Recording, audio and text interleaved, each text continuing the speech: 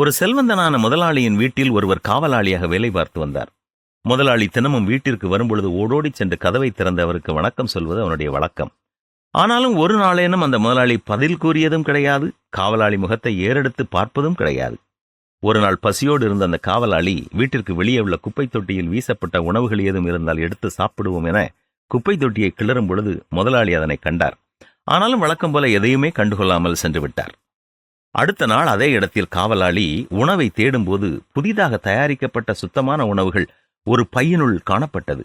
காவலாளி சந்தோஷத்தில் எங்கிருந்து வந்தது என்றெல்லாம் பார்க்காமல் எடுத்துச் சென்றான். இவ்வாறே தினமும் அதே இடத்தில் ஒரு பை இருக்கும், அந்த பை நிறைய உணவுப் பொருட்கள் இருக்கும். அவனும் அதை தவறாமல் எடுத்து தன்னுடைய மனைவி குழந்தைகளுக்கு கொடுத்து வந்தான். இருந்தாலும் எந்த முட்டாள் இப்படி தினமும் பொருட்களை வாங்கி இங்கே விட்டுச் செல்கிறான் என்று மனதிற்குள் ஒரு நகைப்புடன் கூடிய கேள்வியும் இருந்தது அவன் மனதில். திடீரென்று ஒரு நாள் முதலாளி இறந்து போய்விட்டார். வீடு நிறைய முதலாளியினுடைய உறவினர்களும் நண்பர்களும் வந்தனர். அன்று அதே இடத்தில் உணவு பொதியை தேடினான். உணவு இருக்கவில்லை.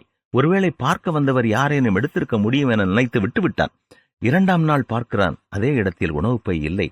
3ஆம் நாள், 4ஆம் நாள் என்று பார்க்கிறான், உணவு பை இருக்கவில்லை. இப்படியே சென்றதால் அந்த காவலாளிக்கு தன்னுடைய குடும்பத்திற்கு உணவளிப்பது பெரும் சிரமமாய் போயிற்று. உடனே தன்னுடைய முதலாளி அம்மாவிடம் போய் சம்பளத்தை உயர்த்தவும் இல்லையெனில் வேலையை விட்டுவிடுவதாகவும் கூறினான். அதற்கு முதலாளி அம்மா மறுத்துவிட்டார். வேறு வழி இல்லாமல் வீதியோரம் தான் எடுக்கும் உணவு பை கதையையும் அது இல்லாததால் தன்னுடைய குடும்பம் படும் அவஸ்தையையும் சொன்னான். உடனே முதலாளி அம்மா கேட்டார், எப்போதிலிருந்து உணவு பை இல்லாமல் போனதென்று. அதற்கு அவனும் முதலாளி இறந்த நாளிலிருந்து என்று சொன்னதும் முதலாளி அம்மா ஓ என அழத் தொடங்கினார். இதனை பார்த்து கவலையடைந்த காவலாளி, சம்பள உயர்வு வேண்டாம் அம்மா, நான் இங்கேயே வேலை செய்கிறேன், அழுவதை நிறுத்துங்கள் என்று கூறினான். அதற்கு முதலாளி அம்மா, அதற்கு நான் அளவில்லை, என் கணவர் தினமும் 7 பேருக்கு உணவளித்து வந்தார். அதில் 6 பேரை ஏற்கனவே இனம் கண்டுவிட்டேன். 7ஆம் நபரைத்தான் இத்தனை நாளாய் நான் தேடிக்கொண்டிருந்தேன். 7வது நபர் நீதான் என்று தெரிந்து கொண்டதும் சந்தோஷத்திலே அழுகிறேன் என்று சொன்னாள். நான் தினமும் தவறாமல் வணக்கம் சொல்லியும் ஏறெடுத்து கூட பார்க்காத நம்முடைய முதலாளியா இப்படி நமக்கு உணவு தந்தார் என நம்பியும் நம்பாமலும் யோசித்தபடியே அவன் சென்றான். நாம் பிறருக்கு உதவி செய்யும் பொழுது அவர்கள் அதை அறிந்து நமக்கு நன்றி கூற வேண்டும் என்று உதவி செய்கிறோமோ? சிந்தித்து பார்ப்போம்.